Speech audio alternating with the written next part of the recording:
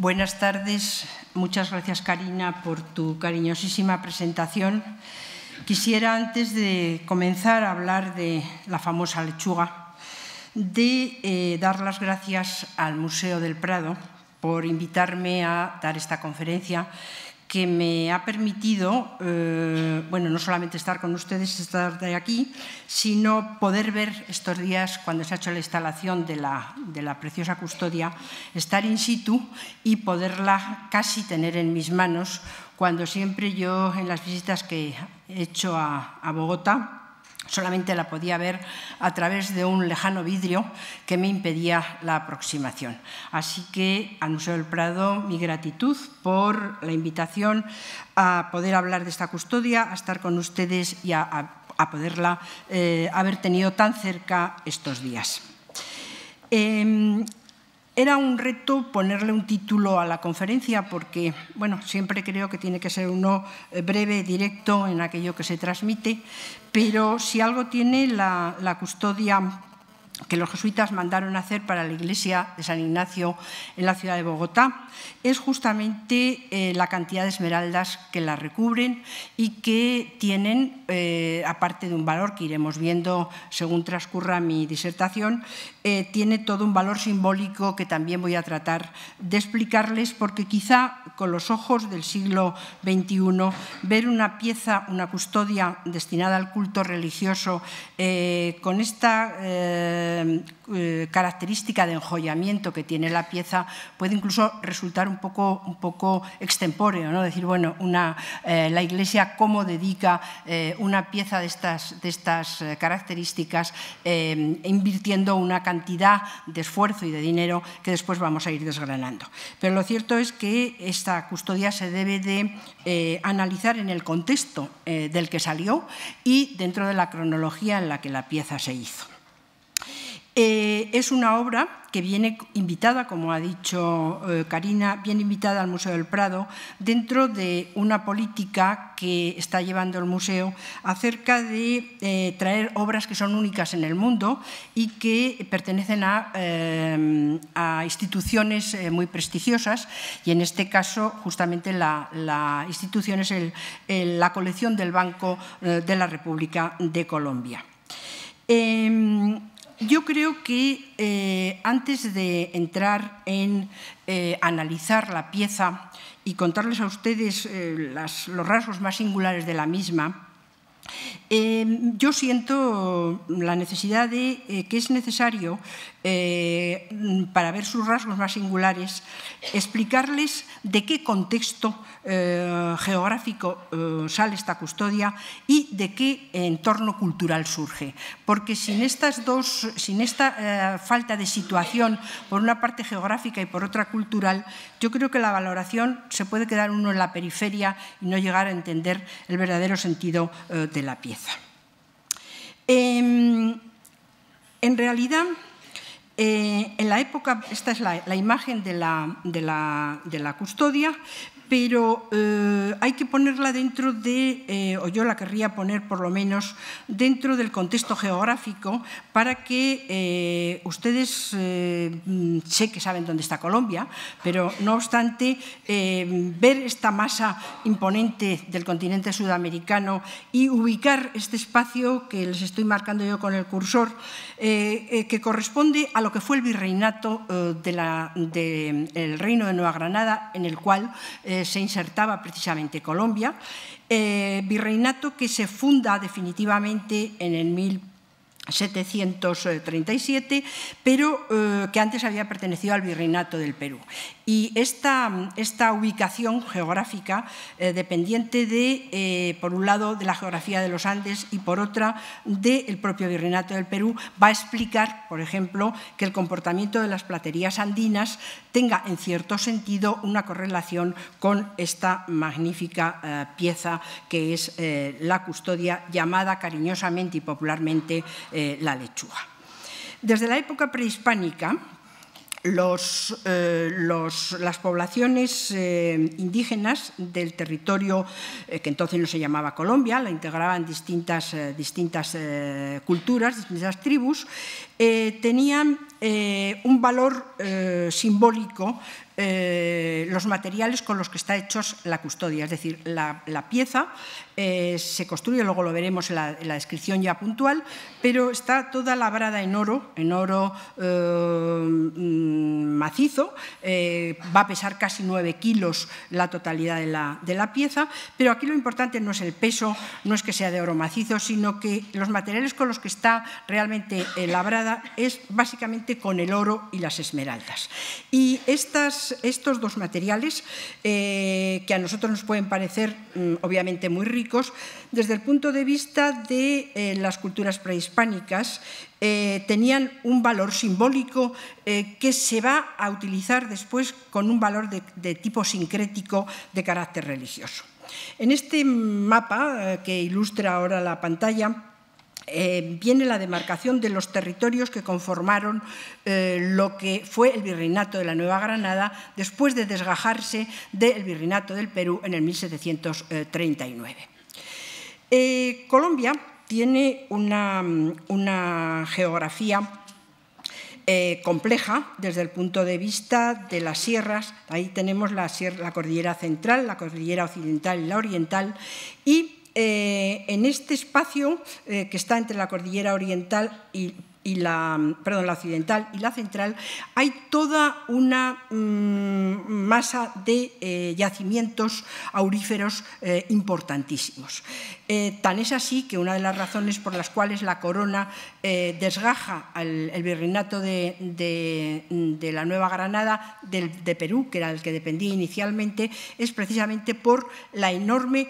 riqueza y la abundancia y calidad de las minas de oro de este territorio de Colombia. Es evidente que los indígenas, antes de la llegada de los españoles, explotaron, es decir, sacaban el oro, lo utilizaban, ya veremos cómo y de qué manera, y que cuando los españoles llegan, una de las cosas que les va a producir una apetencia verdaderamente, diríamos hoy en día, febril, es justamente la búsqueda del oro. Y esta zona que tenemos aquí, que es correspondiente a dos departamentos, que es el de Cundinamarca y Boyacá, es donde se encuentran las mejores minas. También en la zona de Santa Marta, como tema de aluvión de los ríos. Pero lo importante es que esta abundancia del oro que lleva a la corona a desgajar el virreinato, lo que va también a propiciar es algo que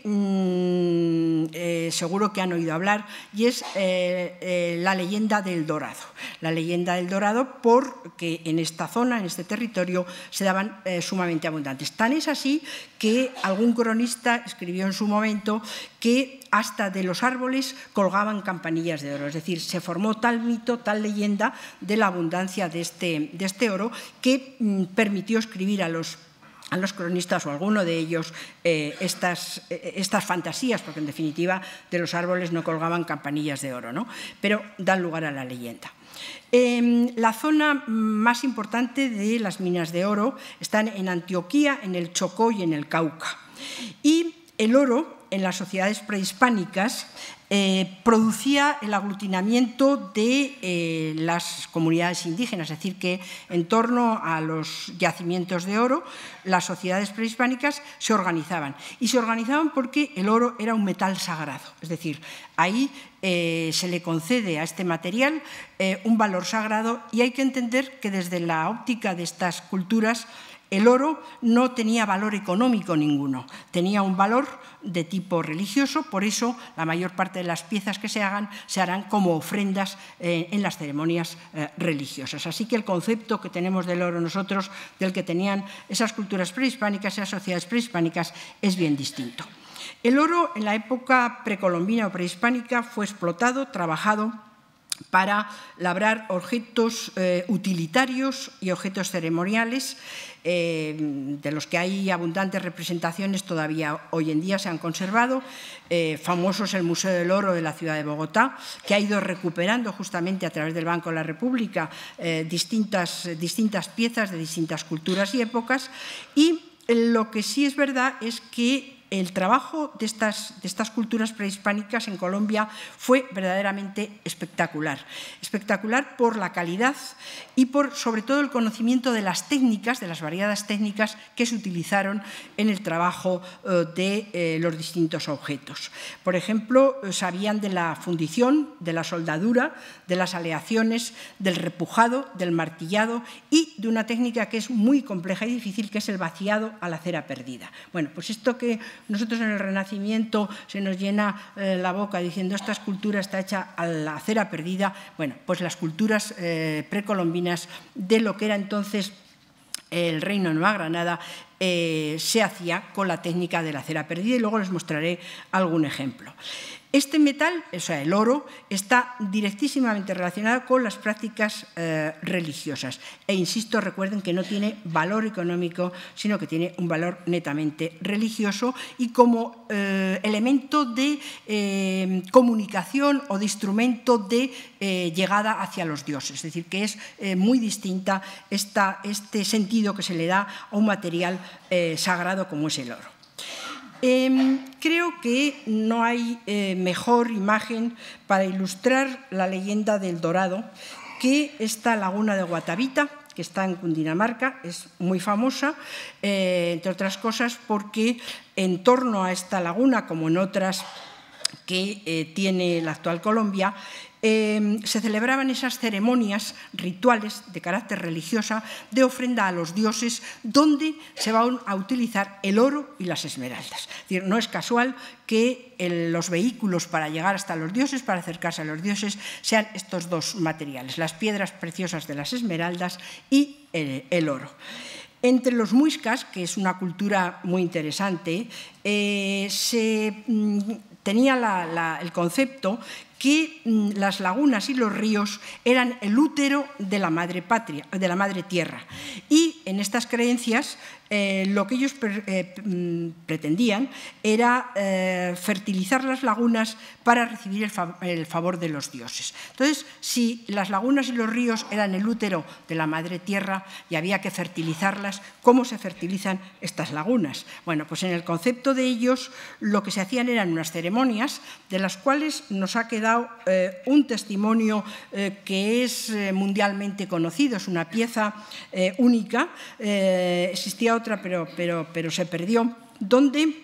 nos muestran esta balsa votiva de la cultura de los muiscas, lo que es justamente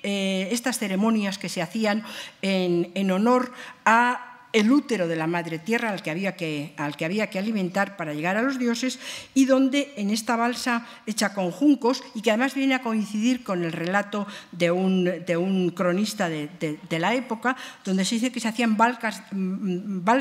como de juncos, pero donde iban el cacique principal acompañado de otros 4 caciques que llevaban en la balsa oro y esmeraldas, y que la gente rodeando la laguna, en el borde de la laguna, cuando llegaban al centro, el cacique supremo, acompañado por los otros 4 menos importantes, arrojaban al centro de la laguna el oro, las esmeraldas, y la gente que rodeaba esa laguna echaba también, ayudaba colaboraba para echar más esmeraldas y oro. La leyenda del Dorado propicia que, justamente basándose en estos relatos, el que tanto el cacique principal como los que lo acompañaban, cuando llegaban al centro de la laguna, impregnados el cuerpo en polvo de oro, se sumergían y de esta manera contribuían también a la idea muy, muy expresiva de que si el oro se sacaba de la tierra, el oro tenía que volver a la tierra. Y la manera de esta devolución del metal precioso era justamente sumergiéndose, no solamente arrojando objetos de oro, sino sumergiéndose ellos en las aguas de la laguna. En esta laguna que les he mostrado de Guatavita, se adoraba a la diosa Chie, que era la diosa del agua, y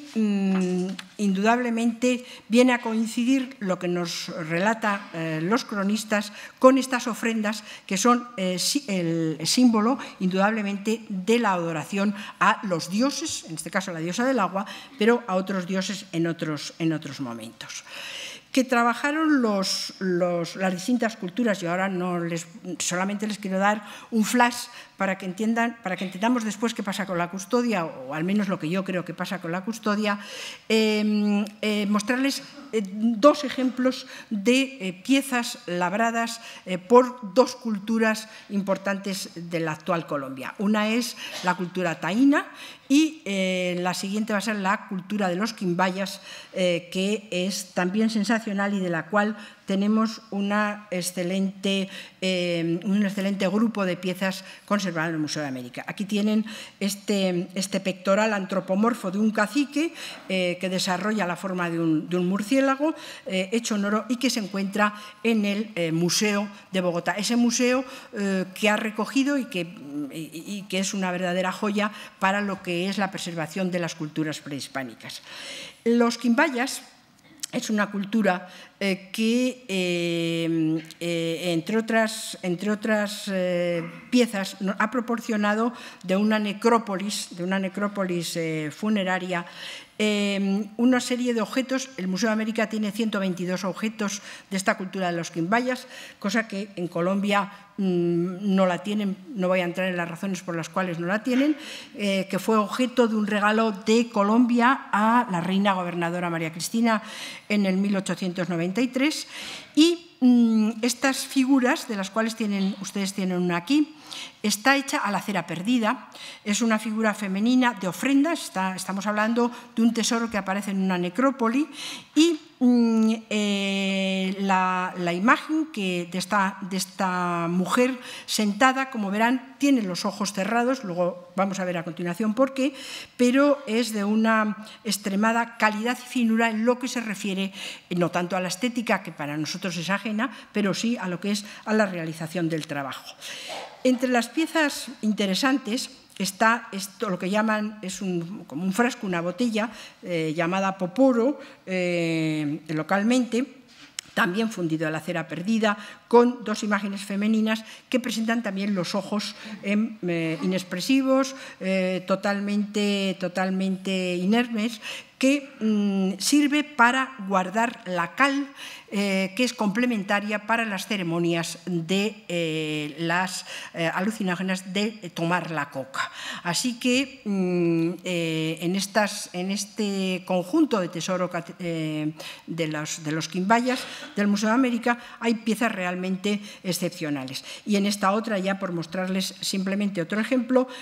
donde en vez de una figura femenina ponemos una figura masculina con la que lleva colgada de ofrenda el poporo que anteriormente, un poporo similar que anteriormente hemos visto. Tanto la imagen femenina como la masculina parece que fueron recipientes para guardar las cenizas de los personajes incinerados, salvo el poporo, que es para la ceremonia de mascar la coca y que eso produzca un efecto mucho más rápido. Así que estos tres ejemplos de los quimbayas pueden, junto con el pectoral anterior, mostrarles a ustedes que se trabajaba el oro y que el oro en épocas prehispánicas tenía un sentido generalmente de tipo ceremonial, de tipo ritual. En cuanto a las esmeraldas, los yacimientos de esmeraldas en Colombia, aparte de ser muy abundantes, son hoy en día, se les identifica, es la insignia del territorio colombiano, ¿no? Y estuvieron presentes desde la época prehispánica, porque a esos objetos de oro que les he mostrado, a muchos de ellos se les añadieron esmeraldas o en razón a la belleza, la calidad, la pureza y el color de las esmeraldas colombianas. que son verdaderamente excepcionales y sobre todo son excepcionales en general todas, pero muy en especial las que sacan de los yacimientos de Muzo en el departamento de Boyacá, donde en esta imagen puede verse, aparte de lo impresionante del paisaje, la existencia de estos dos cerros que están custodiando la ribera del río justamente que le da a la zona nombre. Estos dos cerros, como en general en casi toda América y yo creo que también en Europa, los cerros están siempre unidos a leyendas, pues la leyenda de la creación de estas dos peñas hermosas en la región del Muzo, junto al río Zarbi, vienen de la creencia de que el dios Ares crea a una mujer, que es Fura, y crea a un hombre, que es a que se le denomina Atena. Y la condición de tener la eterna juventud, eso que siempre parece que está en la ensoñación de todas las culturas, decide crearlos, pero les pone como condición de la eterna juventud el que sean fieles entre ellos, entre la pareja, para que se puedan reproducir en el futuro. Y claro, aquí nos viene como la leyenda de Adán y Eva, y es que Fura traiciona el asunto y entonces muere el caballero, muere el varón, y de esa manera la diosa los castiga,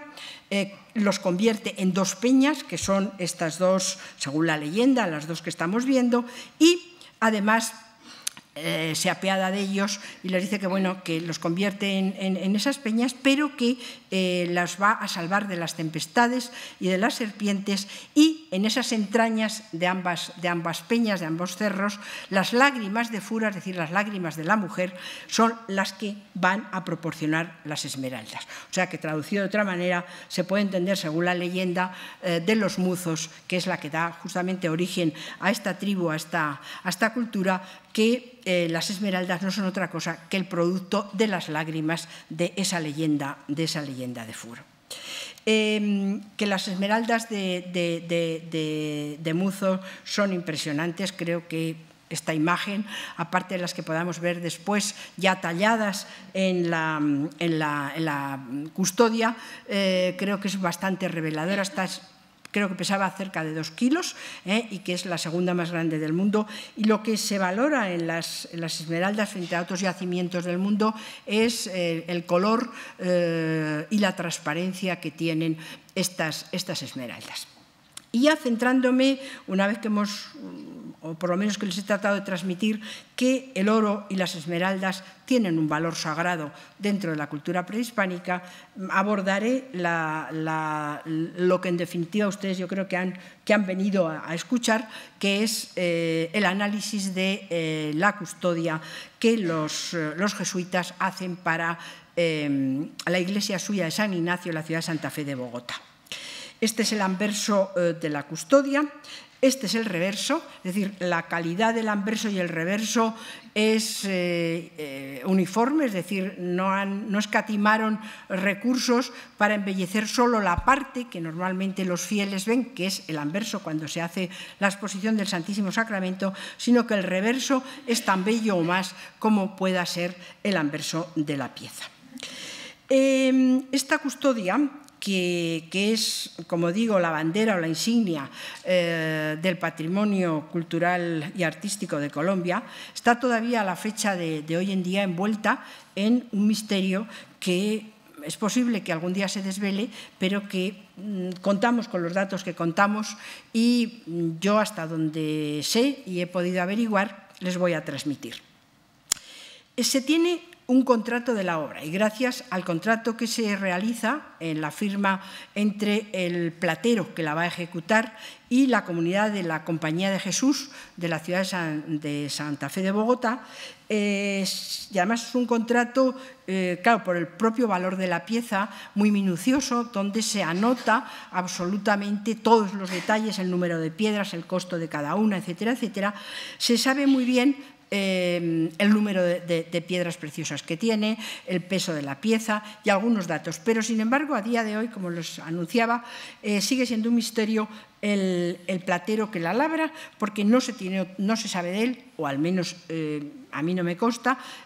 más que la hechura de esta pieza. Y un platero de esta categoría que es capaz de realizar con la armonía y la calidad de esta custodia, pues no debía ser un cualquiera, y lo normal es que hubiera dejado otras piezas, si no en Bogotá, que era la capital del virreinato, en alguna otra iglesia del territorio. Pero, como digo, lamentablemente no sabemos nada de José Galaz, que es el platero de oro a quien le encargan la custodia. La custodia, según el contrato, se encarga un jueves del mes de septiembre de 1700, es decir, arrancando el siglo XVIII, y, según el contrato, se termina el día del Jueves Santo, que es un 16 de junio de 1707. Es decir, un transcurso de 7 años, según el contrato. A mí me cuesta un poco creer que tardaran 7 años en realizar la custodia. Yo creo que el tiempo sería menos, pero que por alguna razón la cosa se debió de enredar, algo que era bastante fácil en el trato y en el transcurso a veces de los encargos, pero según consta en el contrato se tarda 7 años en realizarlo. Se revela el nombre, se desvela el nombre, José Galaz, pero no hay ningún otro dato más, es decir, no sabemos ni dónde nace, ni si es español que marcha a Colombia, ni si es criollo, ni si viene de otro territorio americano, es decir, no se sabe nada de su nacimiento, como tampoco se sabe nada de la fecha ni de dónde fallece. Los jesuitas tuvieron, el encargo se hace, como les he dicho, entre el 1700 y 1707, que se termina, y desde el año 7 está en manos de los jesuitas. En manos de los jesuitas en la iglesia de San Ignacio, pero la expulsión de los jesuitas por parte de Carlos III en el 1767, es decir, en el otro año 7, provoca que la custodia, al expulsar los jesuitas, se les incautan los bienes y los jesuitas dejan de ser, digamos que los propietarios ya de la custodia. Y afortunadamente, cosa que veremos después también, la compra el Banco de la República con un buenísimo criterio en el 1985, es decir, ayer tarde, la compra el banco, se la compra directamente a los jesuitas, teniendo los jesuitas obviamente el permiso con antelación de la Santa Sede para poder vender, para poder enajenar la obra, y pasa al Banco de la República. Dejémoslo ahí, pero que sepan que en estos 60 años son propietarios los jesuitas y que en el año 1767, con la expulsión, pasará a una situación clandestina que iremos también ahora desgranando.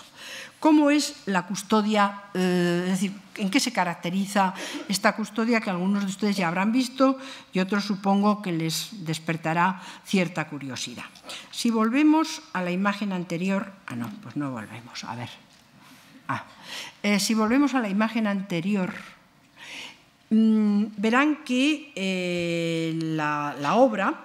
está constituida por un pie, un vástago y una caja solar que tiene forma de sol y que no es casual que cada una de estas partes, sobre todo lo que es el vástago con el ángel y la forma del expositor hecho en forma de sol, no es casual, sino que busca una determinada simbología, busca una determinada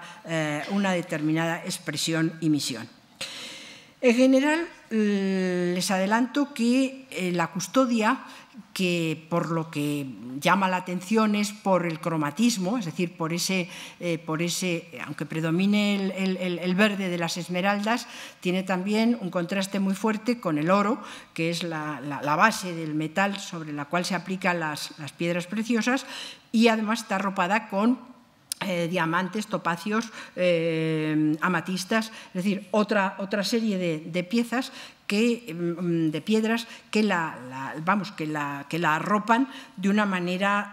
proporcionándole un color verdaderamente extraordinario. Si nos fijamos en el pie, porque cuando uno se acerca a una obra, yo creo que al principio a uno la mirada es total o global, y luego uno tiene que ir poniendo la retina en las distintas partes para ir desbrozando cuáles son precisamente esas características. Y el pie o la peana, en la cual se va a levantar después el sol, tiene una configuración que ustedes me van a creer porque no tienen ahora otro modo tampoco de comprobarlo, que la peana tiene una forma cruciforme, es decir, es de planta cuadrada, pero con 4 salientes semicirculares que vienen a darle una planimetría cruciforme. Bueno, pues esa misma planimetría la vamos a encontrar en múltiples custodias de toda la cadena de los Andes, es decir, que esta forma, este tipo de solucionar la base en el aspecto formal va a coincidir con las creaciones andinas desde Bogotá hasta prácticamente la ciudad de Arequipa en el sur de los Andes. La pieza, como ven, la peana es amplia para poder soportar el peso del ástil y de la caja solar. Se apoya en una serie de pies que tienen configuraciones de angelitos. Lo más interesante, que en la foto lamentablemente no se ve demasiado bien, pero lo más americano, digamos, de estas figuraciones que tiene son las 2 serpientes foliáceas, es decir, los 2 seres fantásticos que sirven de apoyo a las zonas angulares de esa peana. El gusto por las formas zoomorfas o antropomorfas en el mundo andino es una constante no solo en la platería, sino en la pintura mural, en los retablos, etcétera, y que están tomadas de repertorios generalmente manieristas trasladados a través de grabados y estampas europeos, pero que allí le dan el componente de un tratamiento muy andino frente a sus modelos europeos. Tiene la peana en esta zona, en esta primera zona, una decoración muy barroca, naturalista, a base de flores muy carnosas, con hojas también carnosas y movidas, para tomar en la zona convexa un ornato que está en relación directa con la iconografía de la propia pieza, que es a base de pámpanos, o sea, los tallos, los pámpanos, las hojas de vid y los racimos de uvas. Toda esta decoración está grabada, cincelada por la parte anterior, de tal manera que se complementa el motivo naturalista con este que es naturalista, pero que tiene un sentido de carácter eucarístico, como también veremos luego. Las amatistas, lo que ustedes vean de piedras preciosas, a lo mejor a mí se me pasa ya al comentarlo, porque es obvio que lo tienen ustedes ahí, la riqueza de estas esmeraldas, que unas son en forma de talla de cabuchón, es decir, que no están talladas, o las que son de talla de esmeralda, que son escalonadas, y que con esas tallas lo que se consigue es una mayor, más que brillo, lo que se le da a la piedra, a la esmeralda, es una mayor intensidad en el color. Si nos fijamos en el vástago, que en realidad lo que define a la pieza, a la custodia, es el ángel que aparece en el vástago y las numerosas esmeraldas que acompañan a la pieza. Estas son los dos rasgos más sobresalientes y que la definen. Pero no hay que obviar, es decir, nos fijaremos en el ángel, pero no hay que obviar esta parte del vástago donde se superponen una serie de piezas, que esta es cúbica, esta tiene forma de huevo y esta es medio esférica, acompañada siempre por las esmeraldas, pero la técnica cambia, es decir, aquí la riqueza es que frente a un repujado y cincelado de la base, lo que se hace es la incorporación de estos motivos que son fundidos y calados, es decir, que esta parte de la pieza está fundida y calada. En cuanto a la imagen figurativa, a la espléndida imagen de ese ángel, lo que vemos, este es el anverso y el reverso, para que ustedes lo puedan cotejar en simultáneo, nos presenta a un joven, es decir, es una figura angélica de joven adolescente, que presenta la cabeza descubierta, erguido, tiene los brazos en alto, y los tiene en alto porque de alguna manera lo que está formulando es la idea de que está soportando, es decir, es como si fuera una figura atlante que está soportando el peso del sol. En realidad, el peso del sol descae sobre la cabeza, pero no sobre los brazos. Pero bueno, la actitud de esos brazos en alto es muy característica de las soluciones que se le da a los atlantes. Y si nos vemos o si nos fijamos en el reverso de la pieza, las alas las tiene desplegadas, las alas las va a tener esmaltadas como el resto del ángel, las esmaltadas con tonos azules, verdes intensos, amarillos y ocres, es decir, varían las tonalidades para definir los tipos de plumas y darles también más resalte. Y la parte, el viste, al ángel se le viste, como ven, con túnica, con una sobretúnica, y por la parte de detrás, quizá puede confundir el ver el ángel por delante, pero lo que tiene, en realidad, esto que cuelga por el hombro izquierdo no es otra cosa que parte de la hermosa, de la enorme lazada que lleva justo debajo de la intersección de las alas. El ángel está enjollado, es decir, si el pie y el ástil, o sea, los nudos que hemos visto anteriormente, tienen aplicación de piedras preciosas, el ángel no solamente se distingue su vestuario por el cromatismo del esmalte pintado, sino que se le cubre también, obviamente, de joyas. Y joyas, por ejemplo, que se le distinga, aparte, bueno, se me olvidó decirles que aparte de la túnica, la sobretúnica, la lazada, lo que lleva son estos altos coturnos, que son los calzados del mundo antiguo y griego, que llegan prácticamente a media pantorrilla y que se atan por la parte de delante con cordones y que son los que se aprecian claramente en la parte del anverso del ángel. El ángel no va a llevar ningún otro atributo. Es decir, que nosotros sabemos que es ángel porque lo estamos viendo con las alas desplegadas. Si estas alas hubieran desaparecido, pues podríamos especular con algún otro tipo de interpretación iconográfica de la que luego veremos. El collar, por ejemplo, tiene aquí tiene todo el collar, diamantes y un rubí en la parte delantera.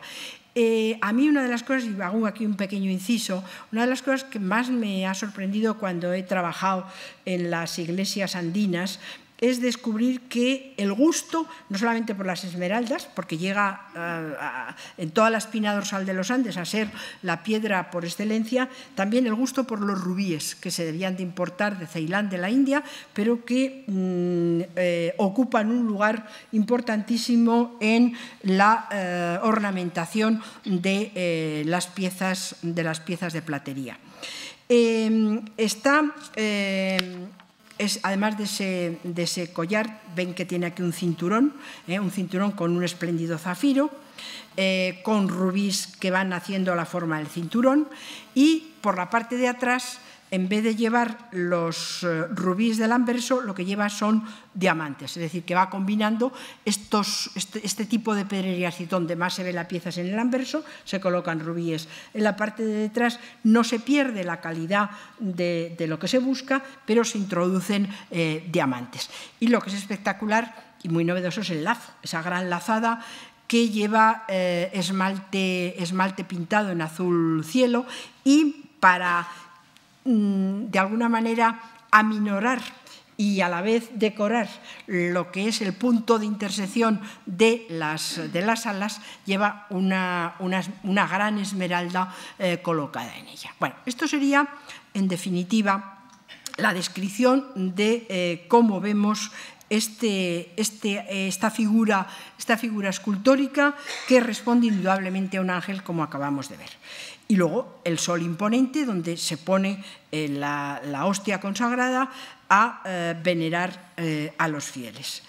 El sol es un derroche también de uso de esmeraldas.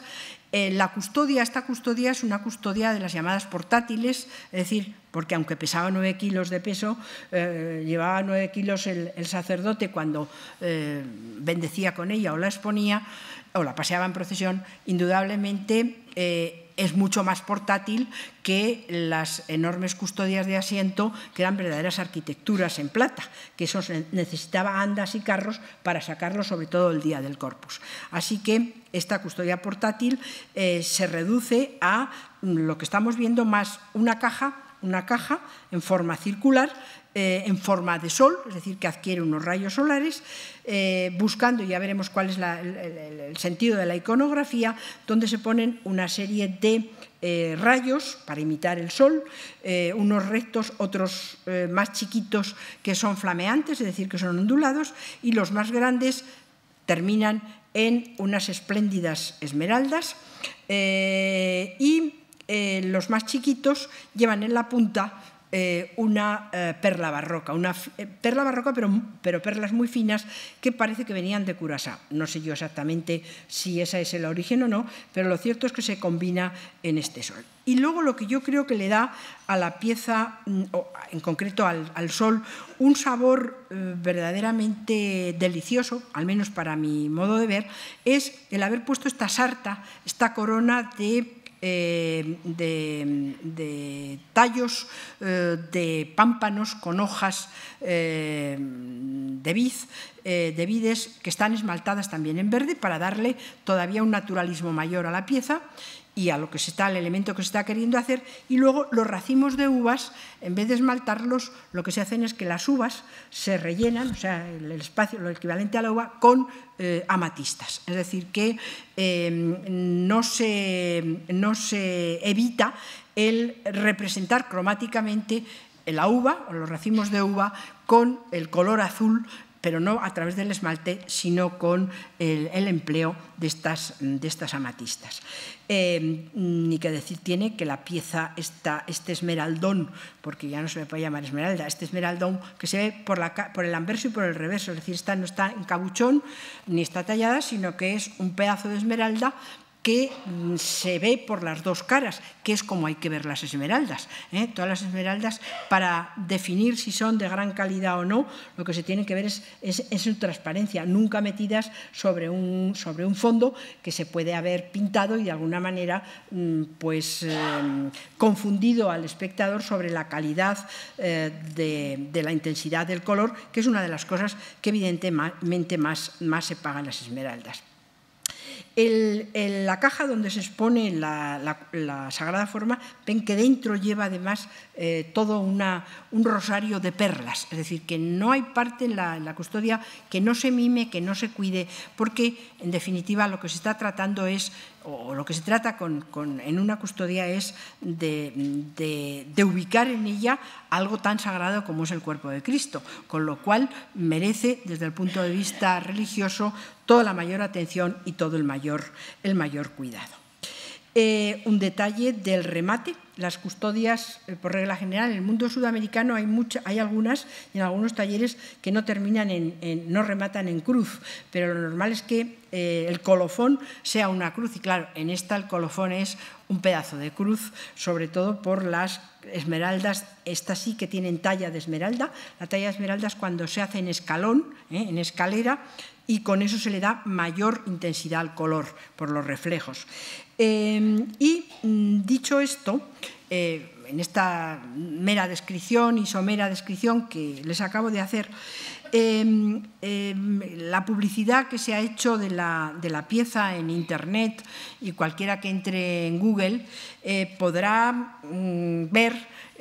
sobre todo si son de ciencias mejor que si son de letras, el desarrollo de la cantidad de piedras preciosas que tiene la custodia. A mí, en fin, me pierdo en los números, pero por eso los llevo bien anotados, para que de alguna manera ustedes,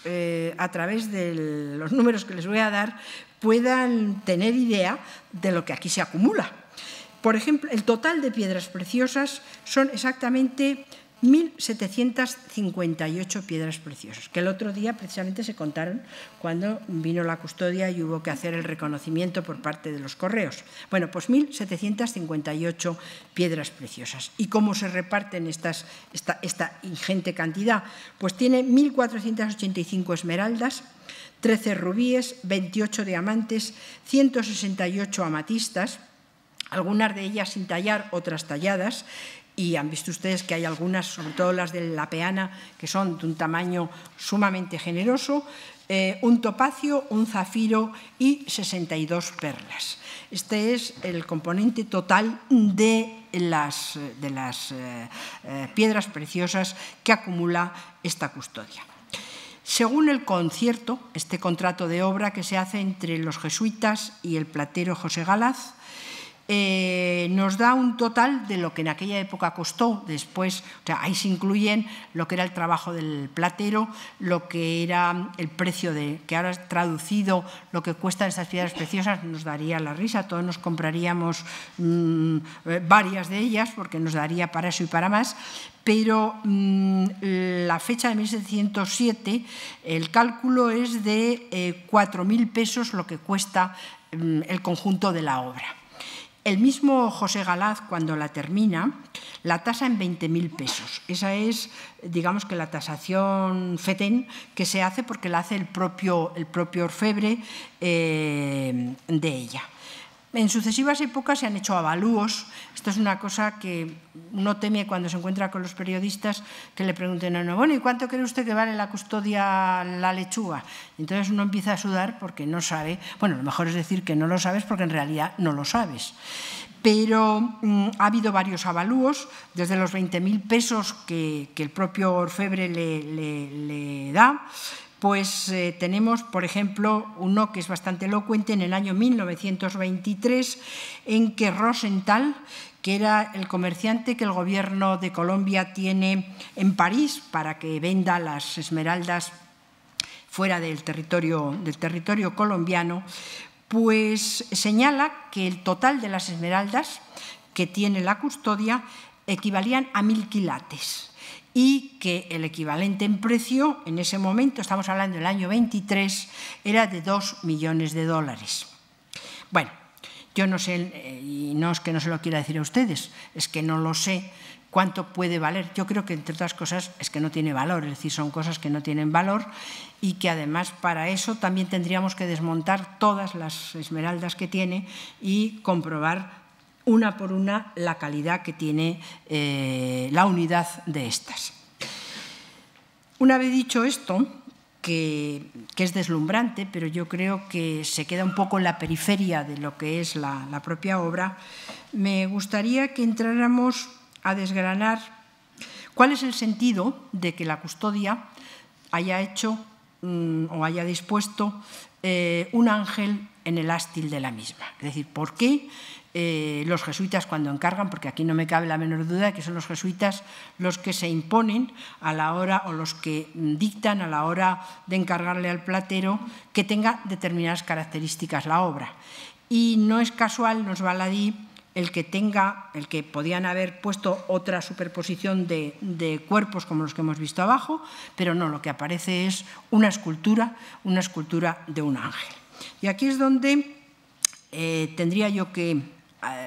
anotarles que, en primer lugar, los ástiles, o sea, las custodias que tienen imágenes escultóricas en el vástago, es un tema muy interesante porque donde verdaderamente se va a desarrollar y donde se va a difundir es en la América hispana. Y además incluso mucho antes que en la propia península, en la península ibérica. El primer sitio donde las custodias de ástil figurado, bien sean ángeles, bien sean figuras devocionales, otro tipo de imágenes, se van a dar primero en la segunda mitad del siglo XVII, las vamos a encontrar en lo que hoy es México, pero que hablando en términos virreinales era el virreinato de la Nueva España. Y después aparecen más tardíamente en el Perú, en el virreinato del Perú, pero de forma mucho más escasa. Es decir, que la diferencia entre lo que se produce en México y lo que se produce en el virreinato del Perú,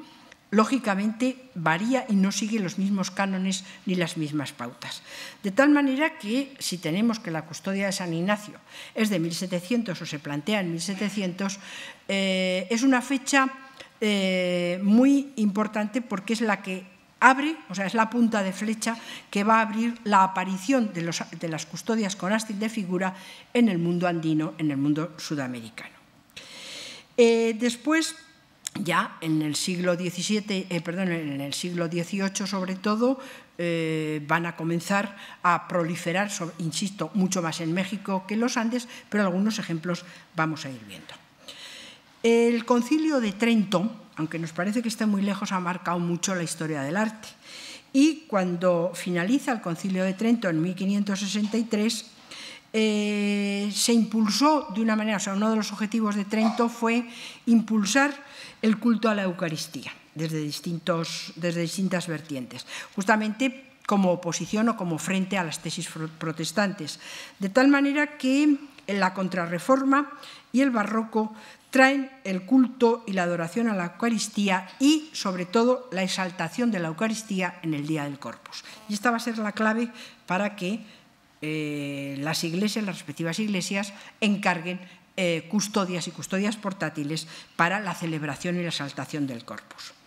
Esta imagen, la descripción que les he hecho antes y por lo que están viendo ahora, verán que no tiene atributos específicos, es decir, no sabemos si se trata del arcángel San Miguel o si se trata de otro ser angelical, porque, salvo las alas, no cuenta con ninguna otra alusión a su condición de ángeles.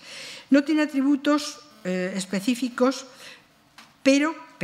se tiene que relacionar con las milicias celestes o con los ángeles guerreros que en el mundo del arte contrarreformista y barroco, sobre todo en Hispanoamérica, va a cobrar mucha importancia. Yo incluso me atrevería a pensar que este ángel, este joven ángel que aquí nos aparece, pueda tener detrás, sin representación, a hacer una alusión al arcángel San Miguel. Y al arcángel San Miguel, aunque no lleve la espada, aunque no tenga el demonio a los pies, sin embargo, el sentido que tiene es de proteger a la Iglesia, y precisamente por no llevar armas y mostrar triunfante sobre su cabeza y sobre sus brazos el sol con la Eucaristía, justamente lo que indica es que no necesita las armas, sino que ya tiene en sí mismo la representación eucarística del triunfo de la Iglesia. De todas las maneras, el ángel, sea o no, o simplemente los ángeles que acompañan siempre la gloria de la Eucaristía, sea el arcángel San Miguel o sea un ángel de los que habitualmente acompañan la Eucaristía, lo cierto es que los jesuitas, específicamente los jesuitas, hicieron de estas representaciones angélicas el estandarte de su evangelización en América. Es decir, que la selección del motivo, del icono, no es gratuito, sino que está directamente relacionado con la propia sentido que los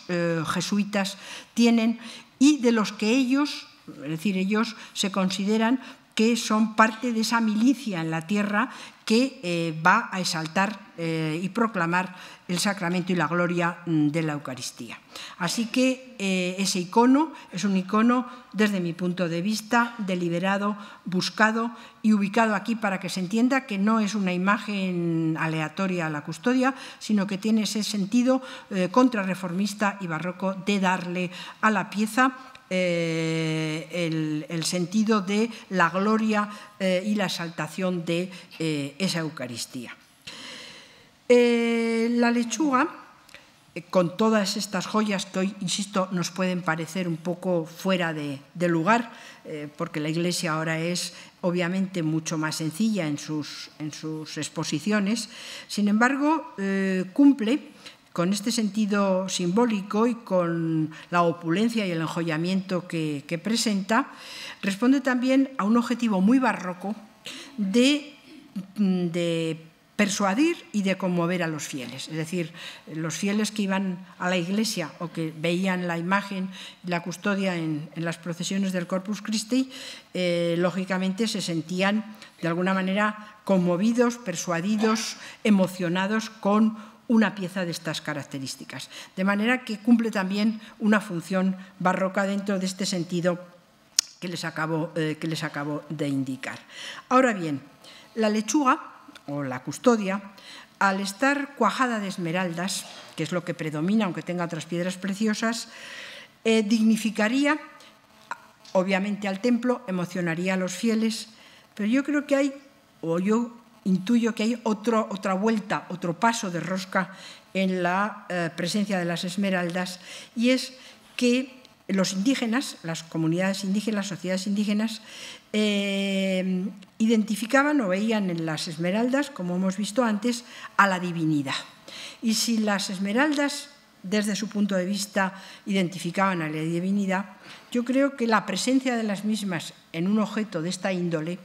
lo que tienen detrás es también que quien las contemplaba estaba viendo lo sagrado y lo único, es decir, en definitiva, lo mismo. De tal manera que yo creo que son las esmeraldas un vehículo, un elemento de sincretismo religioso, porque además, cuando uno quiere transmitir un concepto, es más fácil, y cuanto más complicado es transmitirlo, más fácil es utilizar elementos del mundo antiguo, del mundo prehispánico, para llegar a transmitir ese mensaje. Es decir, que cuando la custodia se muestra y cuando los jesuitas mandan engalanar la custodia con esmeraldas, yo creo que con otra de las cosas que se juega es con las de una comunicación rápida con el carácter simbólico que tienen estas piedras preciosas. Es sorprendente que la lechuga, a ver, ¿qué hora tenemos? Es sorprendente que la lechuga se haya conservado íntegra, salvo con 4 faltas que tiene la peana. Cuando ustedes la vean, verán que los ángulos tiene todavía el testigo de unos pequeñísimos orificios, pero donde debía llevar unas aplicaciones, unos sobrepuestos con esmeraldas, porque la contabilidad entre lo que nos da el contrato y el número de piedras que se han contado ahora, faltan 15. Entonces, justamente las 15 que faltan, supuestamente vienen de esos sobrepuestos de la peana que han desaparecido. Pero se ha conservado íntegra y es un milagro. Es un milagro, entre otras cosas, primero porque es muy apetecible la custodia y sobre todo porque Colombia atravesó en el siglo XIX por una serie de conflictos, de guerras civiles muy prolongadas en el tiempo, es decir, no fue una ni fueron 2, sino que guerras civiles me parece que hubo 7, más otra serie de conflictos, de tal manera que el haber logrado primero sobrevivir desde que los jesuitas los expulsaron hasta que llegó el siglo XIX, pues la verdad es que es meritorio el que eso se haya producido. Desde el año 67 en que los expulsan a los jesuitas hasta el siglo XIX, hay un paréntesis en el que la custodia fue ocultada, estuvo por un fiel, se dice que fue un fiel el que la tuvo bajo cuidado y completamente anónima para protegerla, porque no solamente los depredadores por la apetencia de la joya les podía haber dado, sino por el hecho de que esas guerras que se producen y esos conflictos en el siglo XIX, lo mismo que a nosotros nos pasó con la guerra de la independencia en España contra los franceses, lo cierto es que las guerras civiles propiciaron que varios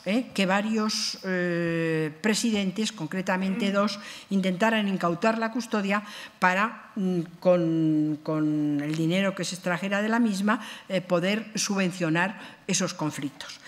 O sea que esta custodia ha pasado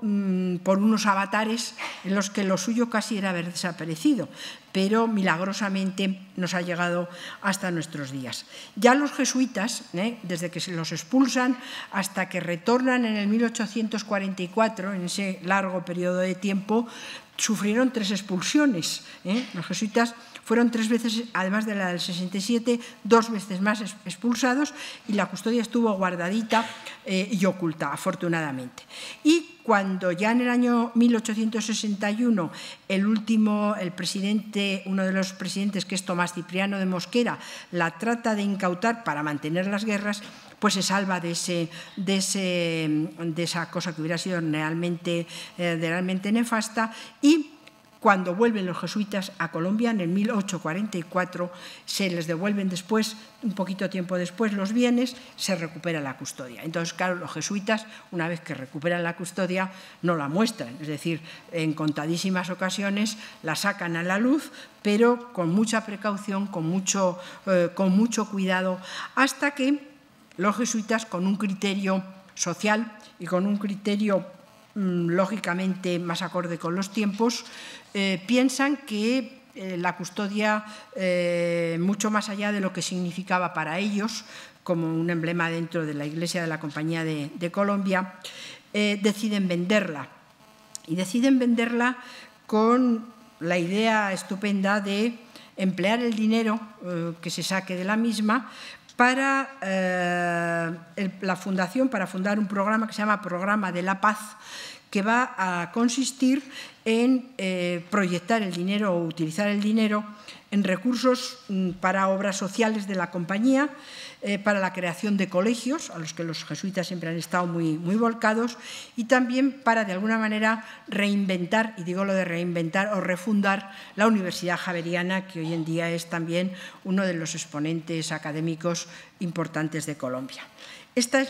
es el fundamento, el objeto o el objetivo por el cual los jesuitas se desprenden de esta valiosa custodia. Y aquí entra en acción el Banco de la República. Entra en acción el Banco de la República, yo creo que con una política tan inteligente como la de los jesuitas de haberla vendido para ese proyecto del Programa de la Paz. Y el Banco de la República en el 1985, es decir, hace nada, la compra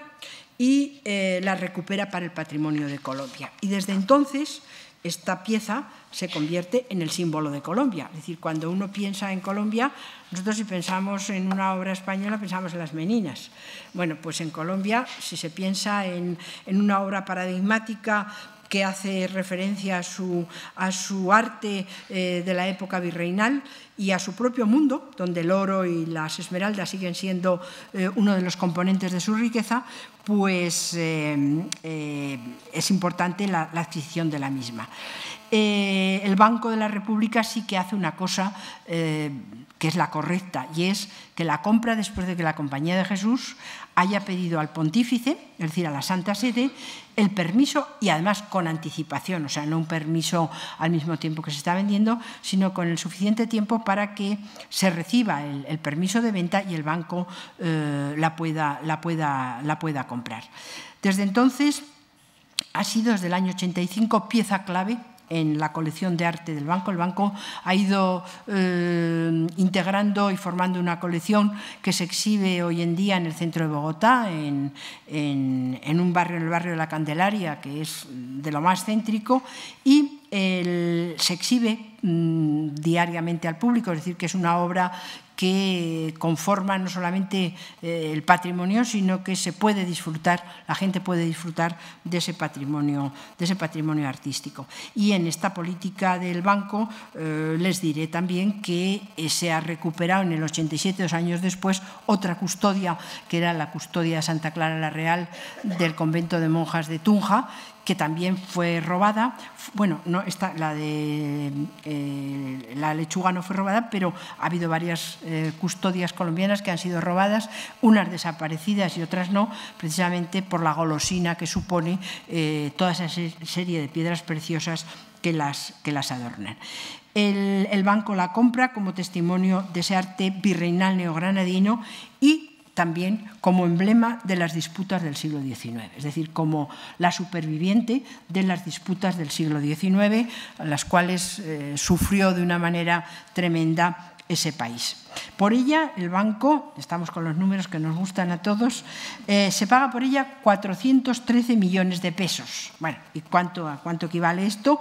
Pues no fallan los cálculos y nos vamos al año 85, claro, 3,5 millones de dólares.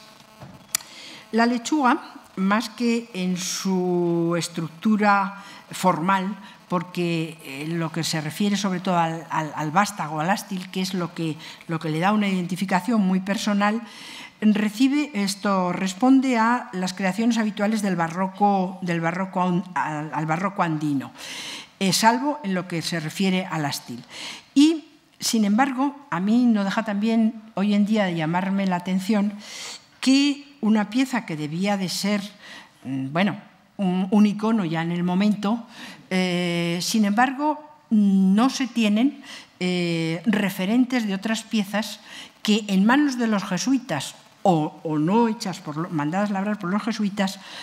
tuvieran de alguna manera una fisonomía o se repitiera un poco el modelo, porque yo creo que esta obra debió de resultar súper atractiva y súper conocida. Para que vean la diferencia entre la lechuga y una de las custodias también que el banco recupera. Por eso, en la labor loable del Banco de la República hay que incluir también esta custodia que fue robada no hace mucho tiempo, en el 87, y fue recuperada. Es de otro platero, lógicamente la mano y la interpretación de la obra es distinta, pero no muchos años más tardía, es decir, que estamos en el año 34, sí, han pasado casi 30 años, pero parece que el eco, hasta donde hoy sabemos, porque claro, al expulsar a los jesuitas e incautarles los bienes, se han perdido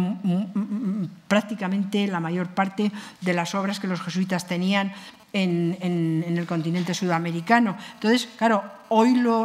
cuando yo digo que no tiene eco, en el sentido de que no se reproduce en otros ejemplos, estoy hablando desde la perspectiva de lo que tenemos hoy. No sabemos lo que en la primera mitad del siglo XVIII pudo tener Colombia, que seguro que tuvo más cantidad de piezas de las que hoy se conservan por las distintas circunstancias que yo he dicho. Pero ya ven que en esta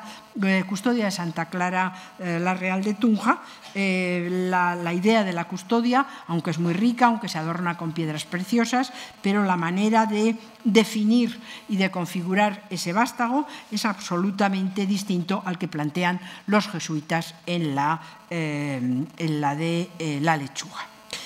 He de decir que en las custodias sudamericanas es raro el ejemplo que nos encontramos con presencias de figuras de ángeles o de angelitos puestos en las custodias. Por eso, para un poco llevarme yo a mí misma la contraria, les muestro este detalle de otra preciosa custodia bogotana que pertenece a los jesuitas, a los agustinos de Bogotá, donde aquí están viendo que esa figura escultórica amplia, hermosa, que de alguna manera ocupa físicamente la lechuga, sin embargo aquí se reduce a un angelito que también tiene sus brazos levantados para cumplir con la idea del Atlante, que se arropa con esmeraldas y con unos zafiros también preciosos, pero que primero disminuye el número de piedras preciosas y sobre todo lo que disminuye es la idea de convertir el ástil en un ástil de figura como los anteriores. Y para que ustedes me crean en las cosas que les voy adelantando, los jesuitas, hasta donde vemos hoy en día, por ejemplo, en la ciudad de Arequipa, al sur del Perú, en los Andes, donde se han conservado, los jesuitas tienen dos custodias, ninguna de ellas tiene ángeles en los ástiles, sino que recurren a otras soluciones, como puede ser, por ejemplo, la figura del pelícano, que por sí misma también es alusiva a la Eucaristía. Pero frente a este no eco, y lo entrecomillo lo del no eco porque hablo por lo que conozco yo en la actualidad, sin embargo, hay dos conventos de monjas en esta ciudad andina de Arequipa, donde también se van a incluir o también se recurre a poner ángeles para cumplir con esa función de soportar el viril y donde el significado iconográfico viene a ser el mismo que en el caso de la custodia de los jesuitas. Aquí quizás se extrañen ustedes porque encima del angelito no ven el sol, es decir, no ven el viril, pero es que uno de los grandes problemas que tiene la platería y la orfebrería en todo el mundo, pero en el mundo andino sobre todo, es el robo de las piezas, y como el sol se saca del vástago, es decir, precisamente para poderlo montar y para poderlo manipular, el sol es una pieza que se mete y se saca y se guarda, pues cuando se producen los robos, muchas veces el robo es total de la pieza completa, o en muchos casos es el sol la atención que presta más a los robos, porque es la parte más rica de toda la custodia. Entonces, cuando yo tomo las fotos, digo, bueno, el sol que hay ahora es un sol del siglo XIX que es espantoso frente al resto de la pieza, que responde a un barroco andino. Entonces, bueno, pues para hacer la foto le quito el sol, y es por eso por lo que ustedes ven que sobre la cabeza del angelito, en este caso, no hay sol. Pero creo que la idea en esta escultura también espléndida del convento de monjas de Santa Teresa de Arequipa, vemos la reiteración del uso de las esmeraldas, porque esto es una continuidad, y que además no solo son las custodias, obviamente en la joyería femenina, que no es el caso ahora de comentar, el uso de las esmeraldas es tremenda. Y también la presencia, como antes les anticipaba, de los rubíes que se importaban. Estos no eran del territorio sudamericano, sino que se traían obviamente de la India. Este ángel es otra manera de tratar la figura angelical, pero a mí me parece precioso en su dibujo, en su manera de abrir las alas, en la manera de concebir el vestido, de otro convento de monjas de esta misma ciudad de Arequipa. Hay muy pocos ejemplos. Las custodias de lo que fue el Virreinato del Perú, no era esta la ocasión de hacerles a ustedes un pase aquí, pero lo que sí a mí me llama la atención, una vez que tengo en la cabeza todos esos ejemplos, el ver que las custodias con ástil angelical o con figura angelical fueron ejemplos reducidos frente a otros modelos que triunfaron de una manera mucho más extensa. Y de Colombia y del Perú voy a dar un pequeño salto hasta Chile, hasta Santiago de Chile, porque los caminos del Señor nos llevan hablando de piezas religiosas, nos llevan a veces a atar cabos en sitios lejanos. Y frente a Bogotá, que está ya en el centro de Colombia, a Santiago de Chile, que está en el sur, yo veo que hay, con sorpresa, una correspondencia entre esa custodia de la lechuga, la conocida lechuga, con la custodia que los jesuitas, pero que además no fue labrada por un platero, sino que fue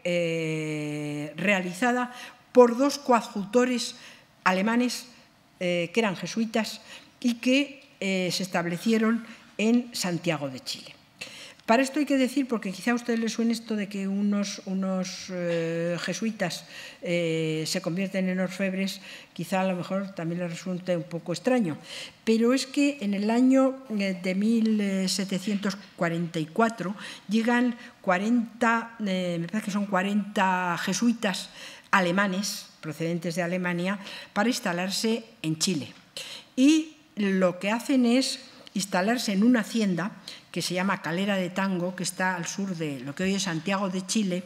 donde la misión de estos jesuitas no era otra que la de realizar un verdadero complejo de carácter industrial para difundir. La misión era la de difundir las artes industriales. Se convierte esa hacienda de Calera de Tango en un taller importante en el que se van a hacer desde trabajos de carpintería a telares, a herrería, a joyería, a relojes. Hay un reloj que se hace incluso con 4 esferas. Se fabrica la platería, se labran, también se hacen reliquias, y entre las custodias, las piezas de plata que estos coadjutores de origen alemán, cuyos nombres les he puesto en pantalla para que los puedan leer con más facilidad, proyectan, diseñan esta custodia que están viendo ustedes aquí, y que evidentemente hay una diferencia entre la que hemos visto de Colombia con esta, entre otras cosas porque estilísticamente se ha producido ya un avance en la estilística de la obra. Esta es una pieza rococó frente a un barroco pleno de comienzos del siglo XVIII, que es la de los jesuitas. Si se fijan, la foto esta lamentablemente no es excesivamente buena, pero creo que para ilustrar las palabras de lo que les digo es bastante acertada, donde ven que el ástil cobra de nuevo importancia la figura del ángel y donde el ángel tiene una calidad evidentemente plástica muy interesante por la calidad, por la técnica con que está hecha y por cómo se soluciona la forma de los brazos, del plegado, de la manera de estar vestido y de ser la pieza que recibe este sol, que ya es una caja completamente definida dentro de los gustos del rococó. Esos 40 jesuitas que vinieron de Alemania, con esa misión de difundir las artes industriales, trajeron consigo cuadernos, trajeron dibujos, de los cuales posiblemente algún diseño podría haber sido o estar detrás de esta pieza, lo cual a mí me haría también, esto es una hipótesis de estas que se hacen con un cierto sentido razonado, pero que no carezco de datos documentales fehacientes, pero sí me hace un poco pensar o sospechar que quizá la custodia de los jesuitas de Bogotá pudiera ser también tomada de alguna referencia traída por la orden de la compañía. Así que Calera de Tango en Santiago de Chile. Hoy la custodia, si ustedes van a Santiago, la tienen que ver en la catedral, porque tras la expulsión de los jesuitas, las obras fueron llevadas justamente a incorporarse al templo catedralicio. Ya con esto no les quiero fastidiar más, pero lo que sí querría, a modo de apostilla o de resumen, decirles que no me extraña que la llamada lechuga, porque claro, la gente cuando dice la lechuga, ¿por qué? Bueno, parece que llamarla así es casi peyorativo, ¿no? Tendríamos que haber buscado alguna otra planta verde que fuera en la actualidad un poco más cara para identificarla con las esmeraldas, pero bueno, en ese afecto, en ese cariño espontáneo de los colombianos, ya la han hecho, o sea, ya han consolidado el término, ¿no? Y ese término indudablemente se basa en el color y en el embrujo verde de esas esmeraldas. O sea, yo creo que si habría que calificarla era por el embrujo verde que tiene. Pero yo les diré que más allá de que a uno le guste el barroco, de que uno considere que la pieza es recargada, que ya es una pieza que en estos tiempos no se haría, es decir, bueno, la visión del 18 con la visión del 21, decirles que es una obra maestra. Está concebida desde el punto de vista de la armonía, del diseño perfectamente conjugada, que tiene una calidad técnica estupenda y una calidad artística, y que además a mí lo que me gusta no solamente es esta parte, que hay que valorarla, porque si fuera una de Fesio, aunque tuviera mucho contenido simbólico, pues lógicamente diríamos, pues sí, contiene un mensaje iconográfico, un mensaje, una simbología, pero verdaderamente como obra de arte no se la puede calificar. Bueno, pues reúne también que es una obra cargada de simbolismo. Es de todas las custodias que yo conozco del mundo hispanoamericano, incluso de las españolas, les diría que es indudablemente la más rica de toda Hispanoamérica. Y con ella, o sea, y utilizando esta obra como pieza singular, yo creo que avala no solo a ese desconocido platero al que yo creo que hay que insistir en seguir descubriendo nuevas obras y por lo menos haciendo un poco el perfil de su biografía, a ver si es verdad que esto se puede realizar en algún momento, pero sí decirles que José Galaz, este anónimo José Galaz, este desconocido, desde luego fue un platero de oro formidable, y que con ello también se demuestra que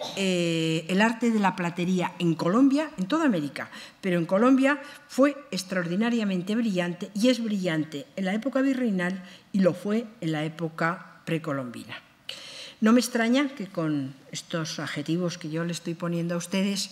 que no sé si les he convencido o no, pero no me extraña nada que los colombianos se sientan orgullosos y que Colombia se decidiera a declararla patrimonio nacional. Patrimonio nacional que hace que la lechuga sea hoy en día, como antes también les adelantaba, la insignia o el emblema de su identidad cultural. Yo creo que es de justicia y no sé, a lo largo de las palabras que les he ido comentando, yo creo que se me ha visto claramente mi reconocimiento y mi gratitud al Banco de la República porque el haber tenido el acierto de primero comprarla, después salvaguardarla, para que no se perdiera, porque todos los que nos dedicamos a la platería y al mundo del arte americano estamos comprobando las destrucciones que se hacen, los robos que se hacen, las sacadas del país, las salidas del país de las piezas, o lo que dicho de otra manera, se está vaciando el mundo hispanoamericano de las obras, de muchas de las grandes obras que se labraron y que se hicieron en este territorio. Así que el hecho de que fuera capaz de pensar en comprarla, de exponerla, de que todo el mundo pueda disfrutar de ella cuando va a Colombia, y yo creo que además ahora hay que agradecerle no solamente que la gente lo vea en Colombia o los que van a Colombia, sino que haya tenido la genialidad el Gobierno de Colombia de que, teniendo en cuenta lo excepcional, porque bueno, ellos la consideran los sistemas de seguridad de la lechuga en Colombia son lo que ustedes no se puedan imaginar, ¿no? Y que hayan decidido traerla o prestarla para que fuera traída a Madrid y que pueda ser exhibida en este Museo del Prado y que todos la podamos contemplar. Desde mi punto de vista y desde mi persona, la gratitud y el reconocimiento al Banco de la República. Nada más, muchas gracias.